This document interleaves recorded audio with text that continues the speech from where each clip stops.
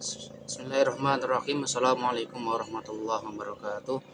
Perkenalkan, nama saya Muhammad Afrikul Fadli Dewusna ini dalam menyampaikan makalah pengajaran remedial dalam proses belajar guna untuk memenuhi mata kuliah psikologi belajar. Perlu kita ketahui bahwasannya dalam proses pembelajaran di setiap lembaga pendidikan itu tidak selalu berjalan lancar bagi setiap individu. Memandang setiap siswa itu berasal dari latar belakang yang berbeda-beda, otomatis gaya belajar juga berbeda-beda. Untuk memahami juga berbeda-beda, ada yang cepat, ada yang lambat, ada yang sedang. Oleh karena itu, bagi sebagian murid atau sebagian peserta didik itu pasti ada cara atau untuk mengatasi kesulitan tersebut. Salah satu dengan cara remedial. Bagi sebagian atau bagi guru itu perlunya ada remedial. Gunanya apa? Gunanya untuk memenuhi atau untuk membantu siswa yang kurang tanggap atau kurang cepat dalam memahami materi yang disampaikan di kelas ataupun di forum-forum sebagian. Nah, langsung saja yang kita bahas remedial. Remedial itu berasal dari bahasa Inggris yang berarti menyembuhkan, mengobati, membetulkan atau membuat menjadi baik. Hal ini berarti bahwa pembelajaran remedial adalah pembelajaran yang bersifat menyembuhkan sehingga menjadi baik atau sembuh dari masalah pembelajaran yang dirasa sulit. Perlu kita ketahui, remedial itu sangat penting sekali bagi siswa atau bagi peserta didik yang belum atau kurang dalam memenuhi taraf nilai atau taraf nilai atau taraf untuk dikatakan standarisasi dalam pembelajaran materi. Makanya perlunya adanya remedi. Nah, tujuan remedi itu sangat penting sekali dan sangat banyak sekali. Salah satunya adalah agar siswa dapat memahami dirinya, khususnya prestasi belajarnya. Nah, jikalau ada siswa itu kurang memahaminya, makanya perlu remedial. Gunanya untuk mengetahui di mana tata letak yang kurang paham, di mana tata letak yang perlu dipelajari lagi, perlu direview, perlu diulang-ulang kembali. Gunanya nanti bisa memahami secara gampang, secara tepat, secara benar. Kemudian tujuan yang lainnya dapat memperbaiki atau mengubah cara belajar siswa ke arah yang lebih baik.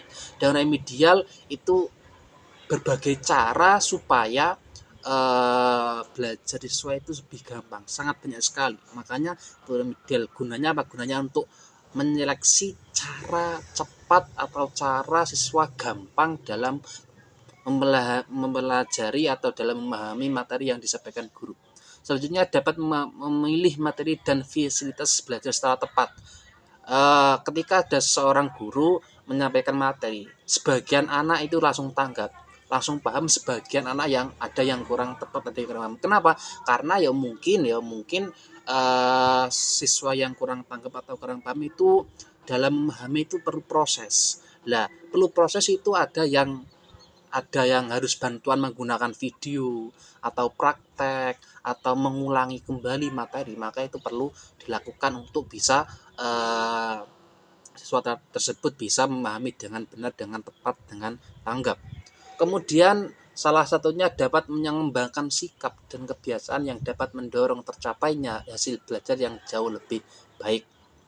Kemudian dapat melaksanakan tugas-tugas belajar yang diberikan kepadanya. Setelah ia mampu mengatasi hambatan-hambatan yang menjadi penyebab kesulitan belajar dan dapat mengembangkan sikap serta kebiasaan yang baru dalam belajar. Itu masalah tujuannya. Aslinya sangat banyak sekali, saya hanya menyebutkan sebagian saja dari tujuan remedial. Karena apa? Karena sangat penting sekali. Kenapa? Karena dapat kita ambil sebagian makalah, sabatul ilmi bil mudakar. Ilmu itu bisa tetap, bisa langgeng, nancep di hati itu dengan cara diulang-ulang. Nah, bagi sebagian siswa yang kurang cakap dalam memahami, dalam menghafalkan, itu perlu diulang-ulang supaya apa? Supaya untuk pemahamannya tertancap di pikiran, di otak ataupun di hati. Makanya salah satunya dengan cara remedi. Remedi itu biasanya yang dapat kita lihat dari sebagian praktek guru-guru yang mengajar itu memberikan tugas-tugas, khususnya tugas-tugas di poin-poin yang belum dipahami. Itu seperti itu. Mungkin dengan cara merangkum atau dengan cara diskusi ulang atau dengan cara praktikum atau dengan cara yang lainnya. Intinya apa? Intinya untuk mereview atau mengulang materi yang belum dikuasai atau belum dipahami sesuai yang kurang cakap atau kurang dapat mencapai standarisasi KKM, katakan seperti itu. Itu masalah tujuannya. Terus kemudian prinsip prinsip pembelajaran remedi itu salah satunya yang pertama berfungsi sebagai adiktif. Program pembelajaran remedial hendaknya memungkinkan siswa untuk belajar sesuai dengan kecepatan, kesempatan, dan gaya belajar masing-masing. Karena dapat kita pahami tadi bahwasanya yang namanya siswa atau didik itu berasal dari latar belakang yang berbeda-beda, maka otomatis cara belajarnya juga yang juga berbeda-beda. Ada yang sekali baca langsung paham, ada yang baca kurang paham tapi harus dengan cara menulis baru paham, atau praktiknya diulang-ulang baru paham, atau diskusi baru paham, atau praktikum baru paham. Makanya seperti itu, memandang latar belakang siswa yang berbeda-beda. Ada yang dari kota A, kota B, mungkin dari pegunungan atau dari pesisir, maka gaya berpikir juga berbeda-beda. Sama dengan ulama pada zaman dulu, kenapa ada khilaf di fikih, di ilmu manapun? Kenapa? Karena ya ulama itu ya berasal dari latar belakang yang berbeda-beda. Ada ulama dari Maliki, itu gaya berpikirnya juga berbeda-beda. Ada ulama dari Hanafi, itu juga berbeda-beda. Kenapa? Karena ulama Hanafi itu berasal dari pedesaan, sedangkan ulama Maliki berasal dari pedesaan, sedangkan Hanafi berasal dari perkotaan. Maka gaya berpikir juga berbeda-beda. Dalam menanggapi suatu permasalahan juga berbeda-beda. Caranya gimana, gaya pikirnya gimana, dengan landasan apa juga gimana, maka otomatis seperti itu. Apalagi murid zaman sekarang itu perlu adanya bantuan untuk memahami dalam proses belajar, dalam memahami materi yang disampaikan oleh guru-guru kita. Kemudian yang kedua, interaktif. Interaktif itu pembelajaran remedial hendaknya memungkinkan siswa untuk secara intensif berinteraksi dengan pendidik dan sumber belajar yang tersedia. Dalam artian harus ada tendensinya, harus ada komunikasi dengan materi atau guru, atau menggunakan pendukung materi, mungkin dari internet, mungkin dari YouTube, mungkin dari buku-buku pelajaran yang lain yang dapat menopang pemahaman siswa tersebut yang kurang memahami atau kurang bisa memahami secara cepat atau secara tepat. Terus kemudian fleksibilitas dalam metode pembelajaran dan penelitian yang sesuai dengan karakteristik siswa. Jelas tadi ya yang saya terangkan, yang namanya siswa itu berasal dari berbagai latar belakang yang berbeda, otomatis caranya penanganan, caranya penilaian juga berbeda-beda, memandang karakteristik setiap siswa yang berbeda-beda.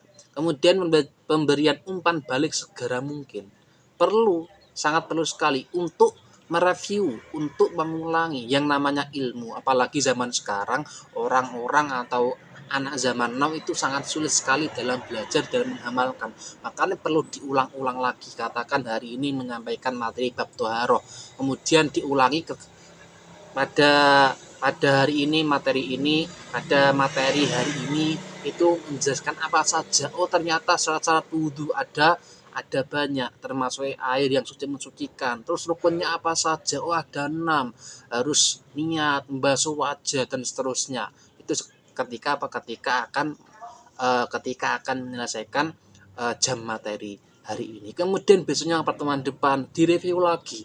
Gunanya apa? Gunanya untuk mengulang lagi, untuk menetapkan ilmu berada di pikiran siswa atau di hati siswa secara tepat, biar nggak lupa. kemudian kesinambungan dan ketersediaan dalam pemberian pelayanan. Terus selanjutnya kita akan bahas prosedur pengajar remedial. Prosedurnya itu ya dalam kita proses pembelajaran di kelas, mungkin sebagian guru yang berbeda-beda. Ada yang langsung saja memberikan tugas untuk langsung saja untuk meresum dan seterusnya. Di sini saya akan membacakan menurut Zamarah dan Zen dalam Wardani dan Carson. Terdapat kegiatan-kegiatan yang terdapat dalam belajar remedial, yaitu mengulang pokok bahasan sebelumnya, pokok inti yang belum dipahami secara gamblang gimana diulangi, atau kalau kurang perlu disiapkan video, atau perlu praktek, atau perlu dibacakan buku-buku atau materi penopang materi tersebut yang kurang dipahami. Kemudian mengulang bagian dari pokok bahasan yang hendak dikuasai tadi, seperti itu. Memecahkan masalah atau menyelesaikan soal-soal bersama dengan cara kelompok dengan diskusi, ataupun kelompok meresum, atau kelompok membuat tugas yang lainnya. Itu dapat membantu. Kenapa? Karena sangat sering sekali, ya bukan jarang, sangat sering sekali mungkin saja sebagai siswa itu malah lebih paham diterangkan temannya daripada diterangkan gurunya sendiri.